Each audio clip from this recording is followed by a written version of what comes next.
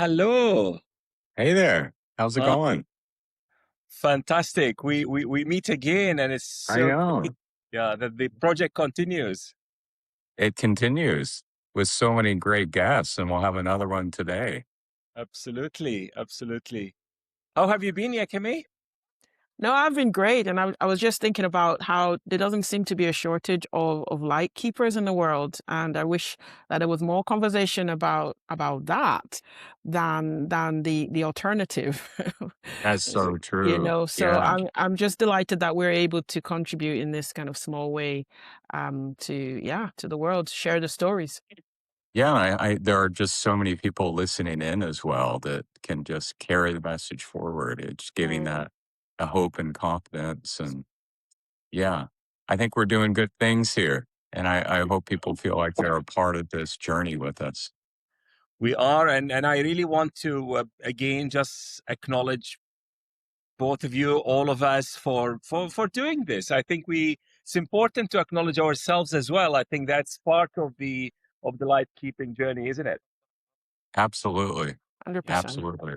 And I like Yes. that we're literally all over the world. Um, the guests that we bring in, but the three of us are in different time zones and places, but we're also, those are physical places that we're in, but we're in the same place, sort of mentally, spiritually. Yeah, our We're hearts in are the the same same place. place. Yeah. Yeah, this is really fascinating. So, as you know, I'm in Malaysia, and Ian, you are in DC, and Yakimi, you are in Aberdeen. Yeah, I'm in Okay, Scotland.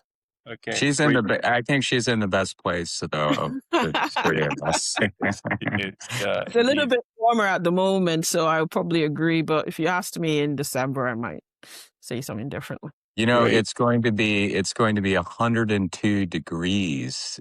What would that be in Celsius? Maybe 39, 40 Oh, here in wow. Washington today. Can you Yeah. believe that? But I think Wow.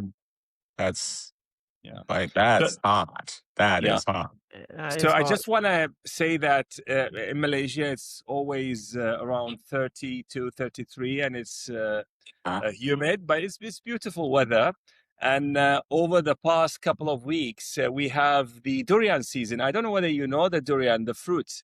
So this is a tropical fruit which has an amazing taste, but Mm. smell is not that great. Yeah, but Uh-huh. it's an amazing. They call it the king of fruit here. So Does it have magical powers? well, it's magical power. It's very delicious, and Malaysians Oh, love it. okay. Yeah. Okay. Well, Um, you and have to send us a sample or something. well, you have to come and Okay. have it fresh, Oh, okay. So Okay. something you can post over, Ian. Okay. and Okay. it's a rite of passage into the Malaysian lifestyle. Actually, Oh. yeah, Nice. yeah. Okay. Well, there you go. Listeners, there you go. That's some incentive for you to get to Malaysia of the many reasons to go. I thought I start actually introducing our next guest, Yeah. and Well, we talk about light keepers as leaders who are keeping the world together, and their stories are worth listening to because they are inspiring and they are important. And today we'll bring a person who is so passionate about the built environment as an industry, as a vehicle for growth. And she saw some issues with the industry, and she decided that the solution is in the classroom. So she decided to do something about it. She started her own social enterprise that's called A Class of Your Own. And she decided that something will be done. She calls it a social enterprise rather than a charity. And she has been working not only within the UK where she's based, but throughout the world. The work that she did, we were touched with even in Malaysia. And she is one of these light keepers that I'm sure her story will be inspiring, enriching, and encouraging. So, Alison Watson, welcome. It's nice to be here, Mushtaq. Thank you. And it's lovely to see Ian and Yakimi. Gosh, a light keeper. It's an honor to be called a light keeper. I've never thought about it like that. You know, you kind of get your head down and just get on every day. I know, Yekimi, you have your own charity. So, but yeah, it was a pleasure to be asked. And I must say a very public thank you, Mushtaq, because, you know, when we asked you to help in Malaysia at Heriot Watt, you stepped in straight away and helped our children. So we'll probably get onto that, I'm sure. Very public thank you. Absolutely. And Alison, I first want you to introduce yourself to the people who are listening to us. So who's Alison Watson, really behind the titles and the achievements and all the great things that you have done? Who are you? Well, I suppose first and foremost, I'm a mom. And I think I've always, you know, wherever I work, whatever I do, I always think about my own daughter and my own daughters. Actually, I'm stepmom and mom to two wonderful young ladies now, and I think that in a sort of sense of parenting, caring, and you know, it kind of took over my life a little bit all those years ago. I was a land surveyor. But I think even, you know, just to plant the seed as to where my career came from, I wasn't a natural land surveyor. You know, I wasn't one of these young people who kind of sees it at school. I love nature. I absolutely love being outdoors. I cherish being outdoors, you know. And no matter what the world throws at you, you know, you step outside, get onto Pendle Hill, which is where I live, and in deepest, darkest Lancashire, home of the witches, if you want to go back into history. And I'm just so grateful for this wonderful free world that I have that kind of takes all the burden of life. So I'm surprised that I never discovered it when I was younger. I mean, my mum will say, you know, you were born in hiking boots. I know as soon as me and my twin sister were old enough to walk and do our first sort of big walks, we were in hiking boots out in the countryside in the Peak District, in my old home of Sheffield. And so I guess the connection that I have with the countryside, I used to love maths at school and particularly geometry. So I should have been immediately, for those in the know, you would put geometry and nature. Oh my goodness, that's got to be a land surveyor, but I was never told about it. So I guess, you know, I started with a complete lack of knowledge of the built environment. And at 25 years old, and despite having a dad, actually, I should say, my dad was a stonemason. We were from a very working class family back in the days of Sheffield. He passed away when I was 13. That was a big jolt. You know, it was, I adored my dad. We were kind of best mates. And then my mom got remarried later on to a gentleman who'd been a time-served joiner, as you might call it, but ended up being the technical director for the Sheffield Works department. So I had two dads. I was lucky enough to have two dads who were in the construction industry. Never knew about it because, of course, bright girls don't go into construction. That was the thing in school back in the day, in the 80s. So I didn't discover my true vocation as a land surveyor until my mid-20s. And that was by going to a nightclub in Sheffield and meeting a civil engineer. And, well, I loved the stories. I got on site and the rest is history. But that's kind of me behind. But first and foremost, I'm a mum, I'm a wife, and I'm a land surveyor. And now I don't know what I am because I stepped out of land surveying when I was working on a major project. And, well, it hit me that there was another purpose in my life. And I know, Mushtaq, we've talked about purpose before. I have a purpose. I'm so driven. I'm afraid I'm slightly obsessive. And my poor husband and daughter now go, for goodness sake, you know, when's it going to end? But I love my work.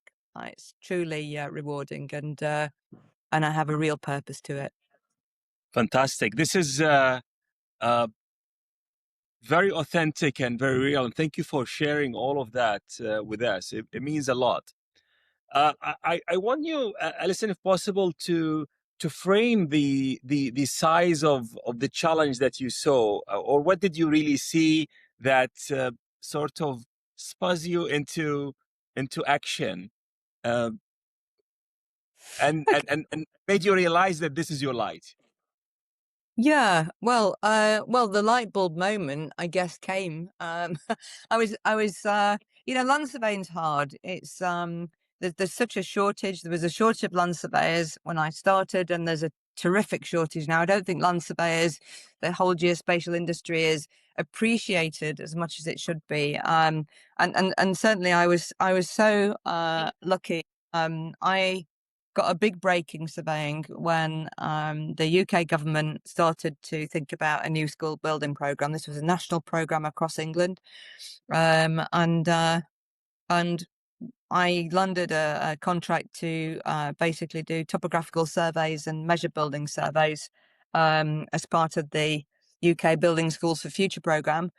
So tasked to go from school to school to school. It was for asset management. It was never about children. It was just get in there, do a survey, get out, move on, pass over the drawings as speedily as possible, because you can imagine, the ambition was that so many schools would be replaced, never mind refurbished.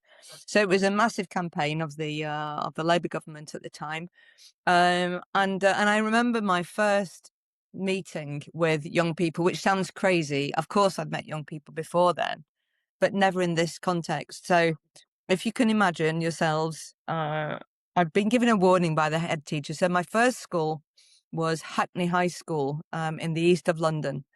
And I met, as usual, I met with the head teacher and we had a discussion. This is my team. We've got these surveys to do.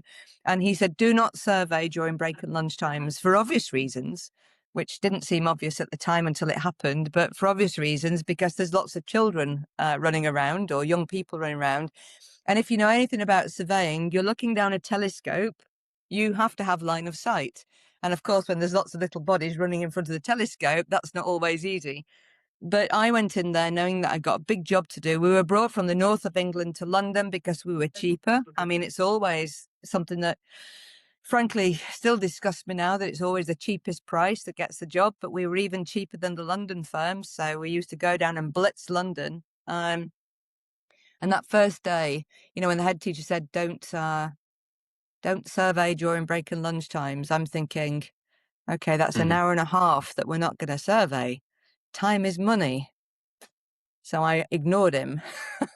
And the first day when the first bell went, there was my total station, a robotic total station. This is £30,000 worth of kit back in the day. Beautiful, beautiful machine. It was a Topcon, what was it? A GPT 8003, a 3-second instrument. And it used to turn by, I used to control it from my poles. There was only one of me. I set up another, what we called a prism station, so a backside and a fixed point. And the bell went as I'm at this other station, and my theodolite, let's call it a theodolite for the listeners. I don't want to kind of like overburden people with technology and technical speak, but my total station was probably about 50 meters away. And the bell went, and if you imagine, I want you to imagine the slow motion of hearing this roar of footsteps and kids coming out of classroom and me turning around, and it really was like the slow-mo moment. And I always say that I remember sprinting across to that £30,000 kit as the boys were all, not the girls, and herein lies another thing, not the girls, the boys were all surrounding the instrument, and it's on a tripod. Kick those legs, it goes over, game over, So I sprinted across like Linford Christie of the day. I'm sure I'd have beaten the 10-second dash. And I was like, guys, please. This is really, really, really expensive piece of kit. And they thought it was a camera. They thought they were on TV. They were going, hey, mom, and everything else. Yeah. So even in that moment, them not understanding that who I was, what a surveyor was, what measurement was, I explained to them that, this box was mathematics. It was geometry in a box. And immediately I could see their faces go, ooh, maths. We don't like maths. Oh, we hate maths. It's boring. And so even in that moment in the playground, I kind of thought, gosh, there's something here. Maybe with this really cool instrument that could measure long distances without somebody, getting up on the roof, for example. You could just shoot your laser to a roof. And when I started talking about lasers, they were like, oh, like Space Mist, like Star Trek. Well, no, this is the technology that we use. So we had lots of fun just, trying to understand, well, why don't you like the maths? Let's have some fun around, well, how, and I always do this, and we could do this here now. If I used to say to them, how big is a meter? And I kid you not, we can just about fit it on the screen. It was probably what you would use in Washington, D.C. in as a foot. I know the Americans are still in feet. I don't know whether it's a historic thing, but they would show me about a foot.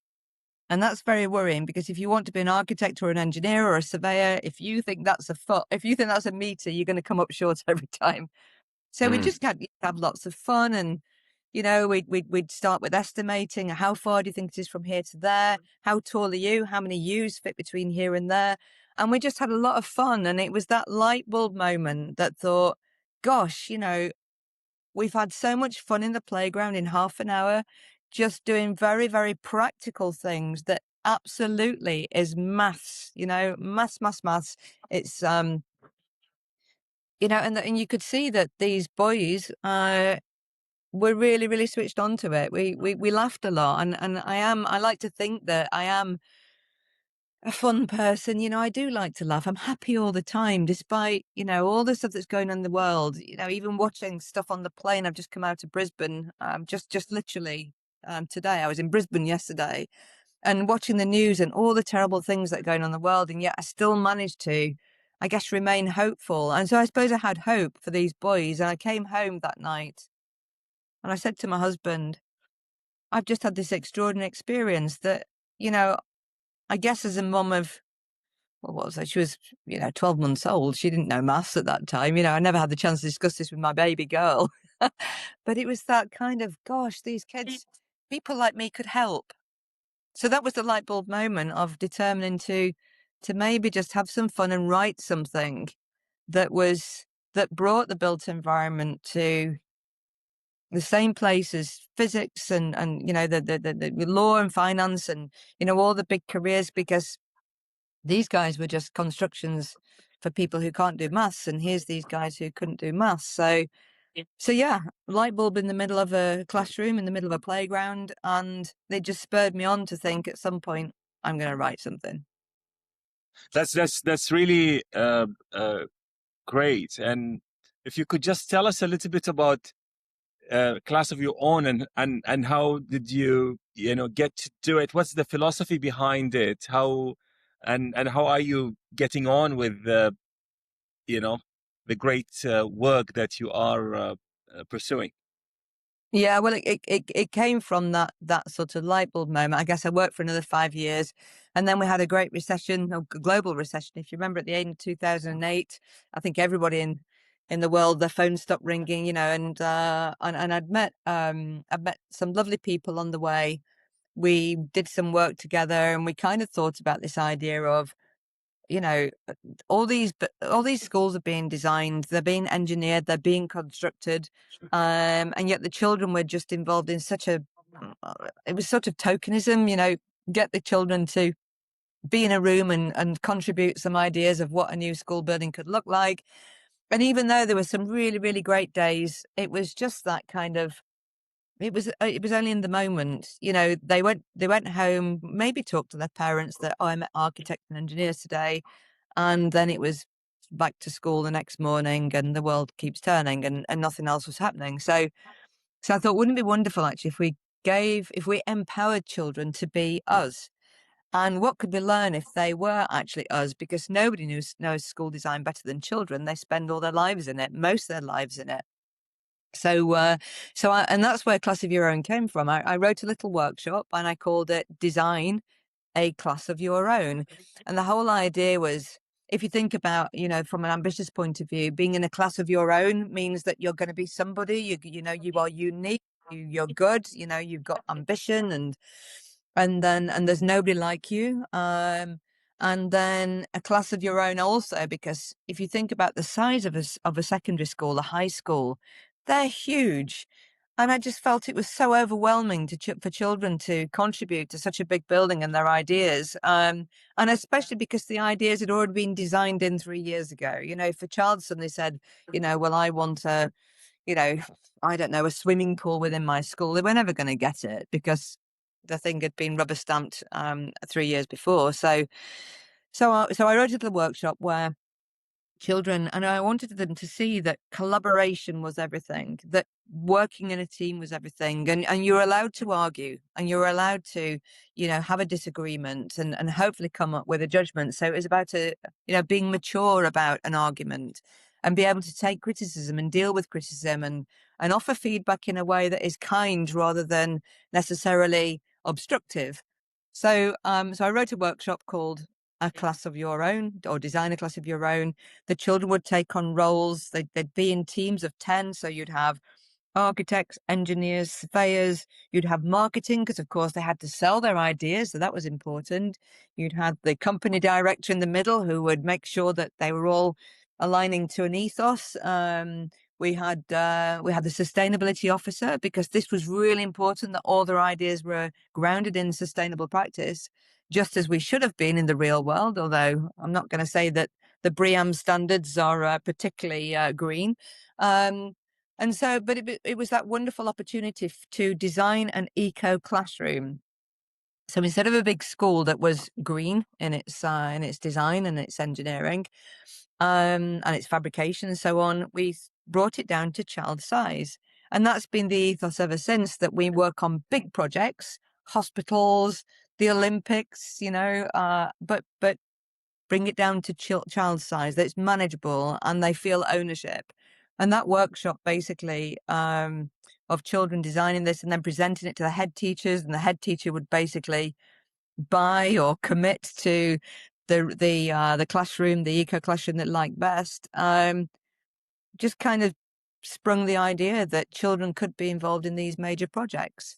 We just need to slim them down, not dumb them down, absolutely not dumb them down. They had to be really, really real, as real world as possible.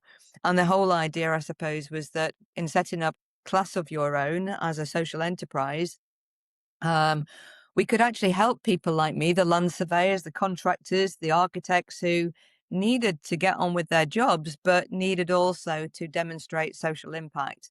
So I tried to make it easy, and there's nothing easier than, if you're a land surveyor, to go and do some land surveying with children instead of chirruping on an assembly hall as I used to have to do when I was trying to do my bit for kids.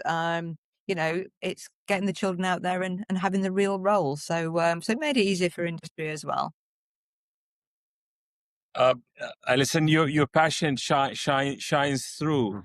If you were to very quickly, just before I hand you over to Yekimi, to tell me what has the impact, the extent of that work been so far? Well, who would have thought, that sort of little nugget of an idea of empowering children to roles in construction would be so rewarding. I determined that unless what I was doing was a subject in its own right, we would never raise that academic status of the construction industry. And that really bothered me, because still now as then, schools, children go to school. If you imagine in primary school, they have that lovely rounded, one teacher teaches everything. They do nature tale, they get outside and look and explore. Well, when they go into secondary school, they go into silos. On one day you might do physics, French, and I don't know, PE or something like that.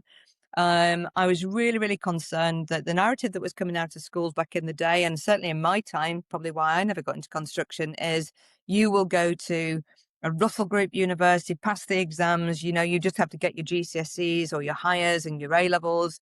And it wasn't about that holistic approach to education.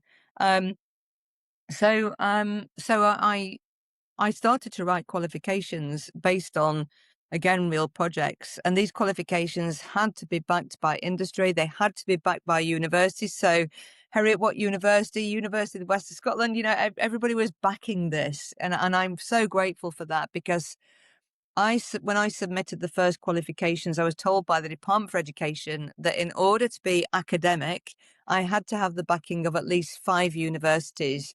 This was a brand new subject. I'm thinking, how the hell am I going to persuade people that this needs to have this status before it had even had any traction? It was a concept. But I think because people believed in me, and I think this is so important. I think because people believed in me, believed it was needed, and believed that children needed a bigger break than they were getting in school, I got the backing. I got 8 universities to support me. And so over the years, this design, engineer, construct program that as a social enterprise, class of your own, we developed, we now have qualifications all the way from 11 to 14, 14 to 16, 16 to 18. And if you look, since it became that first qualification in 2013, we have had the most extraordinary young people come through. They're now incorporated engineers, they're architects, it's just wonderful. And the great thing, they all went in at 12 years old. I want to be an architect because that's all they knew. But when they're popping out of this funnel, this wonderful funnel, by the time they're 18 years old, they're going into architectural engineering, architectural technology, building services engineering, land surveying, the whole plethora, the whole raft of building services careers. And some of them are going into the trades. Absolutely. They realize that actually the construction industry is a wonderful place for everyone. And it doesn't matter whether it's children who've had specific learning difficulties. We've worked with children who are in the custodial system, right through to the grammar schools, and children who just sail through life knowing that they'll always win. It's been remarkable, and I'm so proud of it. Well, and that work is, I believe, even more important now at a time of AI and uncertainty, and being able to know your purpose and know that you could do something physical and impactful and useful with it is so essential. Again, I can talk to you about that for a very, very long time, but I will hand you over to Yakemi to continue asking you some questions. Thank you for sharing your story so far, Alison. Absolutely fascinating. And I know that the education industry takes time to change. And I know that wasn't a quick win by any means. You already kind of touched on some of the challenges you had with having to get 5 universities to back something that was brand new. So as you knocked on all these doors in your journey, what doors opened that surprised you? You weren't expecting to get the positive feedback or support that you got. Well, I suppose given that, the Department for Education holds all the, holds all the keys to those doors. So the first surprise actually was that the Department for Education, and I must say a big thank you. I don't know where she is now, Sarah Knights, Sarah Reed, these two ladies who were just so, they encouraged me so much. The ladies were, behind the closed doors of Sanctuary Gardens at the DFE.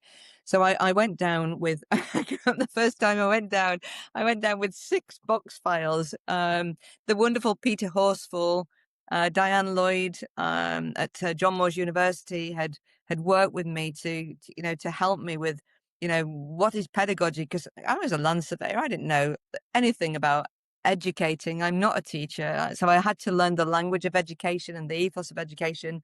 So I'm grateful to John Moores University and the School of Education for giving me the courage to actually pursue this, because, a lot of people, the teachers hold their knowledge. I have so much respect for teachers, educators, and I didn't want to kind of muscle in and be some kind of fraud. And I think imposter syndrome, I probably I probably invented imposter syndrome back in the day, because I just knew that, I'm not, how will I be taken seriously? So the help that I was given for 3 years, the research that we did with children and teachers, and going down to DFE with my 6 box files, the bright yellow, I've still got them in the cupboard, and every now and then I'll read through them and cry or laugh, and the DFE welcomed me with open arms. They said, we absolutely need a subject like this. And it's extraordinary, really, when you think about how we have this huge skills gap now, Kemi. It's ridiculous and on every level, because even back in 2013, I was told children need to learn this sort of stuff. And this sort of stuff, we were going through digital transformation in the built environment. 2 years before, the lovely Paul Morell, who was the chief construction advisor to the government.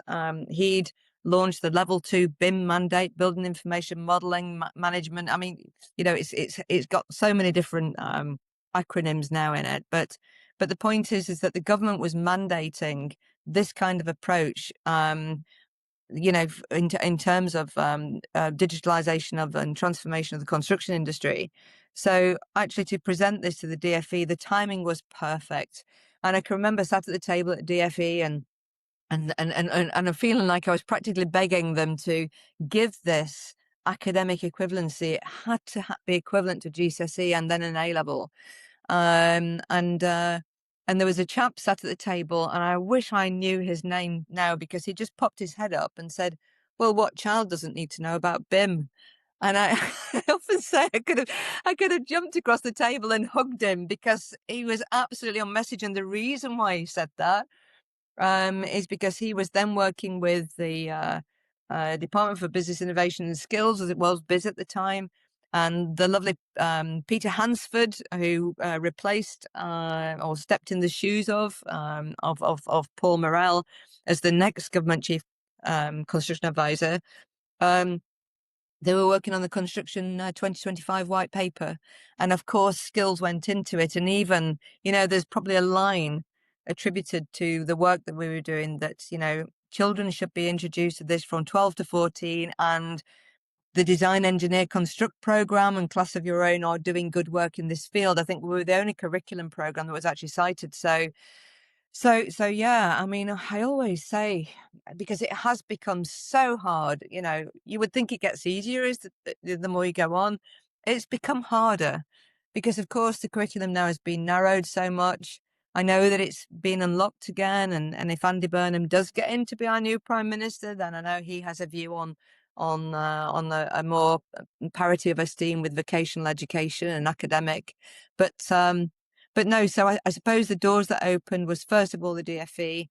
And then I must give my thanks to Heriot-Watt University, actually, because I was working very, very closely with the Royal Institution of Chartered Surveyors. And there was a lady, when we did a presentation back in the day at the RICS, we got some children in there, and we were talking about the chance to make construction great again, a 50-50 chance that you have of that conversation with a head teacher who might just get that the construction industry can be up here, actually, and really, really an incredible aspirational place to work. And a lovely lady called Fiona Grant happened to be sat at the front of the room, and she collared me afterwards and said, "We need to talk." That, you know, we got some children, only about 14 years old, presenting to the RICS. The first school that the RICS actually really supported was Clacton Coastal Academy, and we got some of the young children. This is children from the poorest ward. I don't know if even that's politically correct to say the poorest ward, but these were the children, the margins in on the Jaywick estate in Clacton. The RICS had supported them. Fiona saw something in what we were trying to do to support, you know, all children and the children who were in the margins. And we started working together. We started working up in Scotland.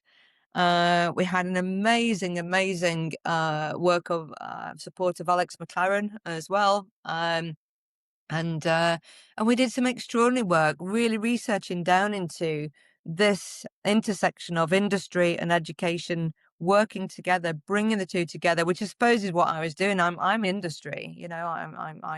I'm not good enough to call myself a teacher, but it was really saying that industry can offer so much to bring that curriculum to life. And I don't mean that in a cliche way, because you hear that all the time: breathe life into the curriculum, bring it to life, make it real world.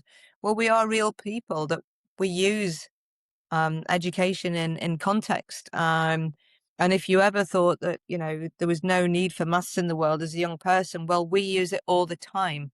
We don't call it maths, we call it surveying and engineering, for example. So we did some brilliant work with Heriot-Watt. And of course got introduced to the Dubai campus, and then of course to the Malaysia campus. So, you know, I just felt very, very loved at the time. It was special, those relationships. So yeah, I suppose the biggest door, the hardest door, was the government itself, and the government was backing what I was doing. So yeah, that fragmented built environment industry, that silo working suddenly just felt like the nicest place on earth to work. It sounds like once that first door opened, then it was just door after door after door. And there's so many young people out there that have benefited for it. And now, just looking at the UK, we do face a crisis among young people when it comes to employment. And I was actually just speaking about this with someone from one of the schools this week about the increase to 1 million of the number of young people that are not in education, not in employment, and not in training. And so, programs like yours act as one of those interventions that reduces the chance of a young person, being out of education, employment, and training. A lot of young people also might have been written off for whatever reason, that they can't get a qualification, they can't fit into any of these opportunities, what they call a positive destination. So when you encounter, Alison, a young person that may have been written off from the system, what do you say to them? Yeah, it's one of the hardest things in the world when, young people who really should get all the breaks. They really should, they've tried so hard, they've worked hard. It's a funny thing. I was in a meeting not so long ago with a rather large consulting engineers and talking to them about recruitment. Because I think the thing that I always try to do, and the reason why I brought such incredible people together, we have an adopt a school scheme, and again, back in those wonderful days, I guess from about 2013 to 2018, we were working with people like Langer Rourke, Mott MacDonald. The chairman of Mott MacDonald was helping me to put this scheme together where, we would, as professional people in the industry, we were mapped into this curriculum. We were personally mapped in. Our job role brought that area of the curriculum literally to life. A land surveyor should be going in to do geospatial stuff with children. A quantity surveyor should be doing quantities, and architect should be doing design. And when you work with that level of people who see these children, my motto was always grow your own talent. The idea is that, if you were Langer Rourke, and it demonstrated so well with Langer Rourke, particularly in the first school they ever worked in St Ambrose School, St Ambrose Barlow High School in Salford. Langer Rourke came in day one with recruitment in mind. And they said to the children, you follow this program, we will support you. And by the end of school, we will take on 4 apprentices a year. They really wanted apprentices, and I believe so much in apprenticeships. And so in the good old days, they spotted talent, they recruited, and I look back to that time where children were stepping into jobs, stepping into roles. The industry was very, very happy to give them a chance. And I don't know what's happened, because nothing's changed. The curriculum is the same. It's updated every year. The children come up with the same incredible knowledge, skills, competency. They have competency. You might argue that you don't get competent in your work until you're experienced, you're actually in the field. But because the children, we tried to make it as real life as possible.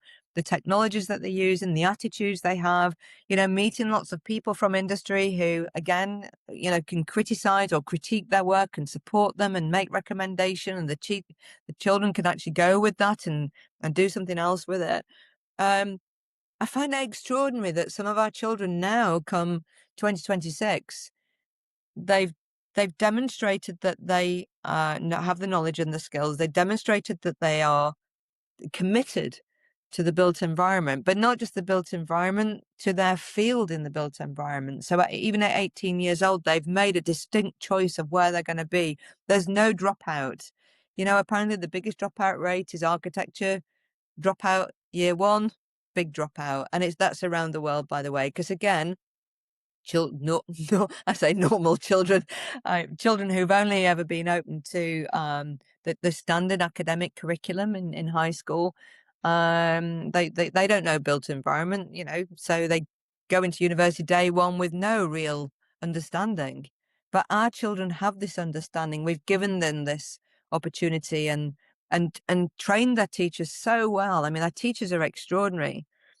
And it's funny because this employer said the other day, well, you know, we're going to stop taking on graduates because I just feel that they are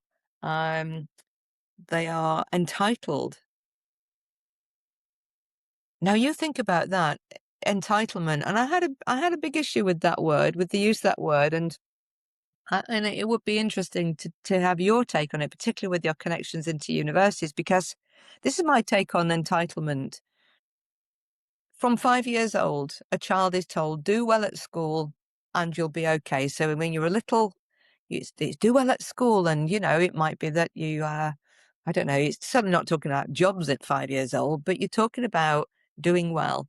But when you get into secondary school, it's the same thing as a parent. It's do well, try hard, study hard, and you'll get the job of your dreams. You know, nothing is out of reach. And then you get to 60 and it gets really serious because you're going to do your A-levels and your higher. So work hard, study hard, and you'll go to university or you'll go into work. And then you get to university and it's head down, study hard, get your degree. So all the life of a child from 5 years old, sometimes 4 years old, you might even argue 3 years old in nursery, all their lives to 21, we have promised them work hard, and you'll reap the rewards by the time you're 21. I think they have every right to be entitled. And I think it's an unconscious entitlement. But you never know. I get quite emotional about it, actually. I mean, I've got a couple of students at the moment who desperately want to be construction managers, desperately want to go on a degree apprenticeship. And to say they've had to go to university, they wanted to go to university, but they wanted the apprenticeship route because they have talent. It's not about saving money. It's not about the debt. Most students get into university and appreciating they'll be in debt. It's kind of one of the things they have to do to graduate. But these lovely, I mean, they're still like children to me. And you know, these children have put themselves forward for everything. They've tried so hard. You know, one boy, I'm going to name him, you know, Lewis Turnbull is at Salford University at the moment, and he still wants construction management. He went through 6 phases of applying for a job: the interview, the video, the work experience. There's 6 different stages, and at the end, he didn't get the job. And it's kind of like, well, why? And a lot of it with the feedback, knowledge was fantastic, but he wasn't gregarious. He wasn't out there enough. And you think, this is just a quiet lad who just gets his head down, gets on. He's not shouty. He's not out there. He's not gregarious enough. And I thought, God, fancy not, after all this time, not getting a job because you're not gregarious. I've never seen that as a prerequisite for a job. So I suppose what I do is, you know, you just can't, it feels so cliche to say, don't give up, you can do this. What I have done is set up, I call it the Deck Bridge program. I've set up it's a bridging scheme where, you know, what else can we do for the children to make sure that they are able to put themselves out there confidently. If that's what this employer meant, is it confidence? Is it being able to stand up and, because our children have confidence, but it's very, very hard to give them advice when they've followed their advice to the letter all their lives and they still get to the end and don't get recruited. I'm incredibly sympathetic. I mean, we're still in touch with a lot of our children, but yeah, they do feel written off, Yakemi, and those are the words. They feel that they've done their duty and that nobody cares about them. That's a real shame. It sounds like there's a culture that this young lad would probably have not thrived in, though, because I think that's another facet, is if they're expecting you to be a certain way, if you joined, would you feel a sense of belonging? If they're expecting you to be out there, like if you're heavily introverted and you're in an environment that's expecting you to act outside how you would normally act, do you really want to be there? But I know that when you're in your 20s, I certainly experienced that, being in an environment where it's not necessarily aligned to your values, but you're just made to feel grateful to have a job, and you conform. And I remember coming out of organizations like that and feeling like I had to go into rehab because I'd been in organizations 5-10 years, and you don't really know who you are anymore because you've just towed the line of these large organizations. And I understand that early on in your career, you don't think about it that way. You think, I've done well at school, I work hard, why am I not being selected? But it sounds like this young lad maybe didn't fit the culture there, and that's really not on him. That's on the organization. It's certainly their loss. You're right. In this world of neurodiversity, when we're supposed to be all about EDI and welcoming to everyone, it rules out you. And you think about the number of engineers who, so many of my friends are dyslexic. So many of them are just quiet. I mean, hard to believe, but I am quiet. I really, really am. I am quite introvert. Mushtaq laughing. I know it's crazy because when it comes to my passion and my job, I am out there. I will fight to the letter for my kids. I really, really will. I am an activist. I don't know. I'd walk over fire for them. But take me to a party, you'll find me in the kitchen. I'll see you in there, looking at my watch, thinking, is it time to go? I'm not extrovert, but it's so sad that, this boy, and it's not just this boy, he represents many where, I know Sophia at the moment, she's taken a year out. She desperately tried again to get into construction management. She's starting at Westminster in September. But again, she just wants to work. I just love this work ethos. It's nothing to do with debt. It's about having a work ethos. They want to work. And it's so sad that they don't get the chance. I think AI has something to do with it, Kemi. It's, there is a sift that goes on where if you're not putting the buzzwords down on the CV, and when you're not getting help with CV, I mean, I still think that a lot of the time, careers advice is certainly below par in schools. It might be handed off to a subject teacher who's doing it for a kind of like as part of their additional duties rather than a trained careers advisor.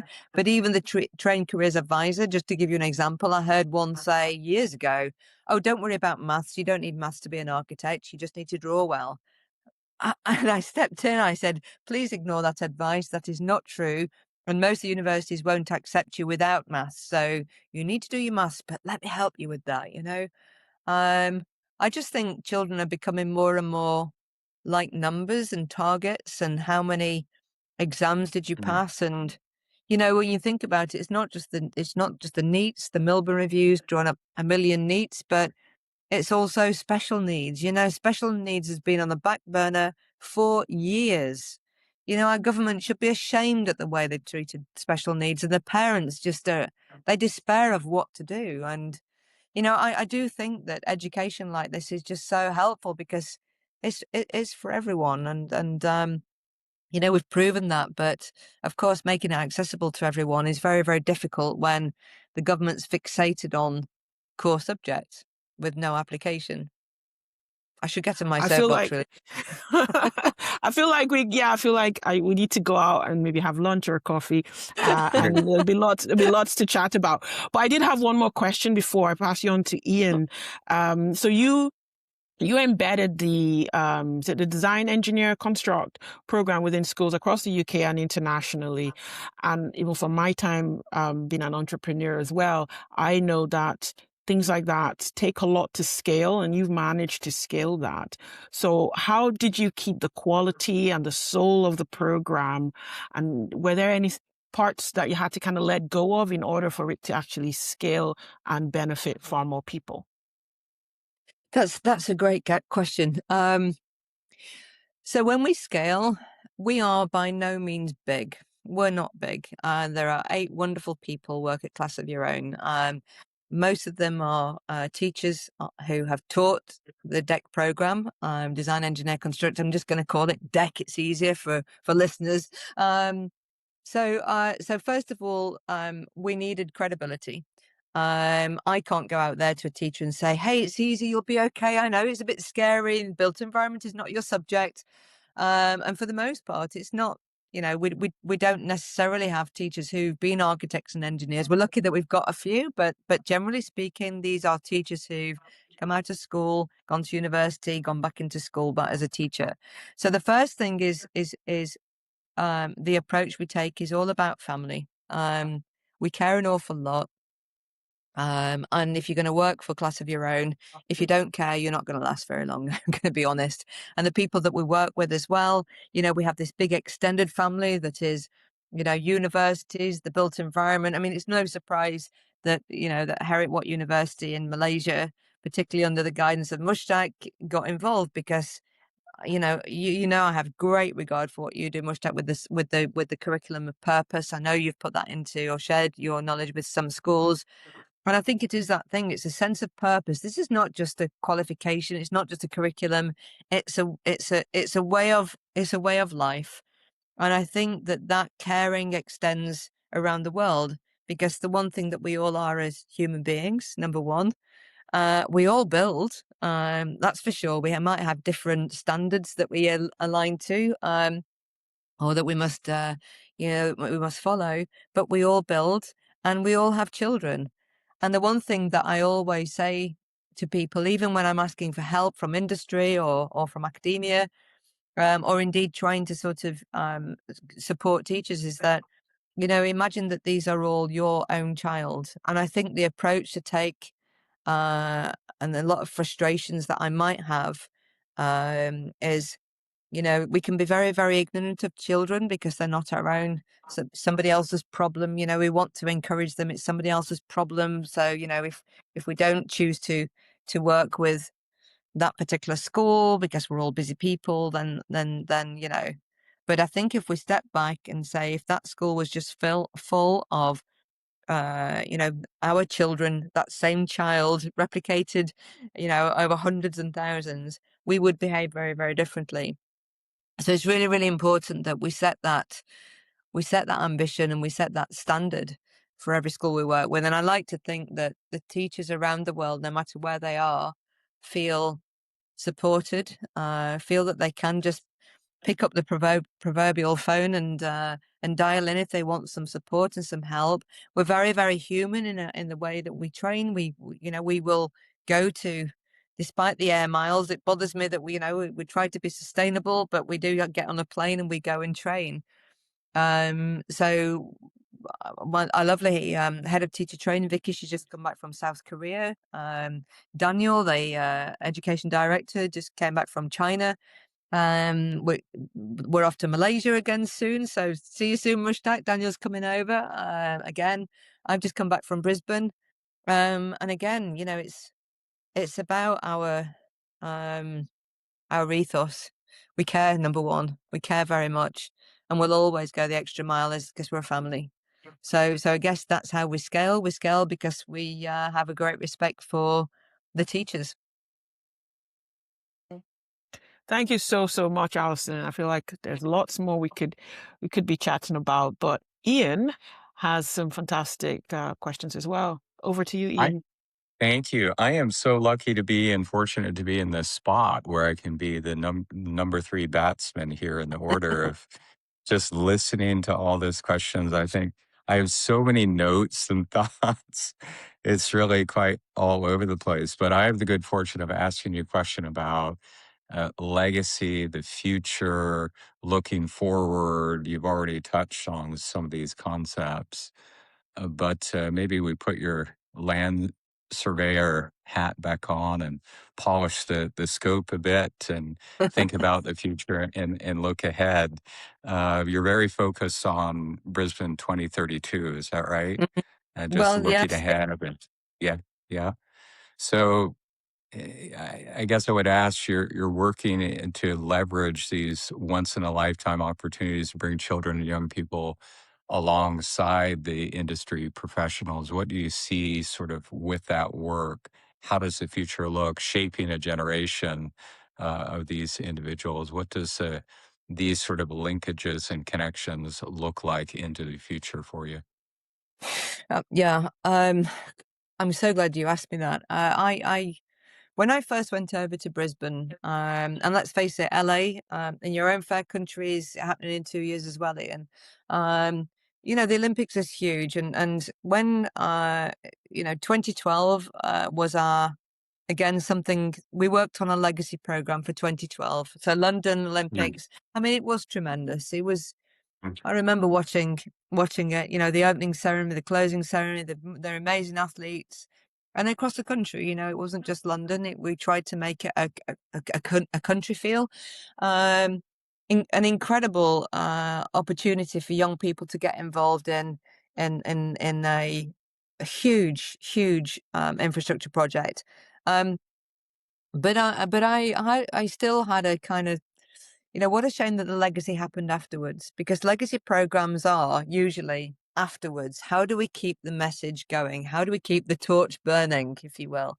And for me, and I hope you take this in the right way. The promise that you could be a gold medal athlete one day is wonderful. It's a wonderful aspiration for a child. The opportunity to be a gold medal athlete is not necessarily there for every child. Not every child in the world has access to, fantastic facilities, a great racetrack, a great swimming pool. The sort of gap between those who have and those who have not. I think something like the Olympics and be a gold medal winner really, really shows itself. I mean, we're lucky that we work with some extraordinary schools around the world, and a lot of the international schools. That they have the Olympic-sized swimming pool. The children can train in these incredible facilities. But on the flip side, the children who live outside the school, they get to peek through the wall and see what's going on, and only dream of having those opportunities. So think about that, be a gold medal athlete. And it's a little bit like be an astronaut, study space because one day you could be an astronaut. They're wonderful, wonderful visions for children, but realistically, 1 in a million maybe. And I think the thing with looking at these projects, it doesn't matter whether it's sending a rocket to space or the Olympics or even house building. The fact is that that's an opportunity for 1 million to work in. Yeah. Actually. Yeah. It doesn't matter whether you're the person who lays the foundations, the person who designs it, the engineering that goes on to actually make that space rocket go up into space. I don't mean from an engine point of view. I mean from all the built environment around it. There's tremendous force on those foundations, for example. And millions of children could be working in this space. However, I just don't think they're given the opportunity to really belong. And my mantra for Brisbane 2032, and this is not some pommy going over to Australia to try and, show the Aussies. The Aussies are an incredible nation. And the Brisbane people have always said they're just, they're warm, they're friendly. I actually said this time around, I felt so at home. I've been going to Brisbane for the last 5 years. But the sense of belonging to team construction, the greatest team in the world, the greatest Olympic team, because your life can go on forever in the built environment. You can have a great career forever, and everybody can join it. So the legacy actually starts before, Ian. Actually, we're 6 years out of the Olympic Games for 2032. We're 2 years away in LA. I wonder how many children in America have actually thought that they could be designing stadiums, not necessarily playing in them. We're having the World Cup. I watched the England match this morning on my way on the plane, the England match, and again, you start to think, these top of the, Premier League footballers. And I've, so many times I've been mentor to children who are going to be great. I want to be a sportsman, or, and you think, great, but design the stadium instead. That's the kind of legacy. Absolutely. Yeah. If that's where their talent lies. I think maybe you're the 1 in a million sort of idea, maybe the listener out there, if we send a note to a loved one or someone we're close with or someone we're teaching, and just write them a little note and say, look, you're 1 in a million. Just say, good luck today, have a great day, something like that. That that kids, I think, and people need to understand their worth, their core worth, and their own dignity and who they are, and that they're individual people. As we're talking about sport a little bit there with Wimbledon now happening, I think we'll have listeners who will listen to this. Mish talking, he came in well after the World Cup is over, well after Wimbledon is finished. But obviously Serena Williams was back on the court yesterday, one of the greatest athletes, women's athletes of all time. I was listening to an interview back with her sister, Venus Williams, who was remarkable in her own right and won Wimbledon before Serena did. But she was a teenager, and there was an interviewer asking her about her ability to achieve what she wanted to achieve. She knew she was a remarkable athlete. She said she wanted to win the majors and be one of the greatest female tennis players of all time. And the interviewer at that time, she was a teenager at the time, the interviewer asked her, why do you think you can do that? Why do you think you can achieve that? And then she stopped. And then her father stepped in during the interview and said, why are you asking her that? What she just said that she wanted to achieve this, and has this light about her, and she's ambitious, and she has this hope for herself. Why are you asking her that question? Don't ask her that question. Just let her believe in herself and feel that worth and dignity, if Right. that's her course. We help young people, which is what you do, Alison, and that's why we're just so all impressed here by the work that you do. I have just one last question because we need to wrap up. And maybe it's fitting as we talk about being a light keeper, which you are. I wish we had a medal you came in Moosh Talk that we could give to all our guests, but you're definitely a light keeper in the truest sense. If you think about just that, a single flame that you could leave behind that just keeps burning. I was really moved by what you said about your father and how your father would look at you and just say, wow, I am so proud of my daughter for the light that she continues to burn and leave in the world. That would have been his dream, and you're fulfilling his dream. What would you want to leave behind for others, the light that you could leave for what you would think your greatest contribution would be? And then I'll turn it over to Mushtaq. Gosh, I think I'll use the light, just shining a light on the opportunity. I think, if I can look over the years, I mean, it's still as hard today as it ever was, if not harder. I think the world's become a very, very challenging place for children. We've kind of touched on AI. I think a lot of children kind of think, there's, AI is going to take the job that I want anyway. And there's such a, I don't know, there's, it's almost they're disappointed before they start. So I think if anything, the built environment is not going to be taken over by AI. Sure, it helps us make decisions faster. We might become more productive. And my goodness, our country needs to be more productive in terms of how it designs, engineers, and constructs the world. But I think if I could leave a sort of shine a light on and give some advice, I guess, is hopefully we've created an opportunity where children don't wait to be asked to join the conversation. They're already part of it. Yeah. And engineering that way of them to feel part of it was just so important. So I think that their future is kind of going to be shaped by their own decisions that they make now, and I think they feel that, and I think they feel that the kids who do our programs, they feel part of it, that sense of belonging. They have that sense of purpose. They know they have an ambition, and they're gonna go for it. So it's that, give them the place that they deserve. Mhm. That would be my ask. And my legacy would be that they get it. Great. Love that. What a great example you are. Thank you for your time today. Mushtaq. Thank you very much.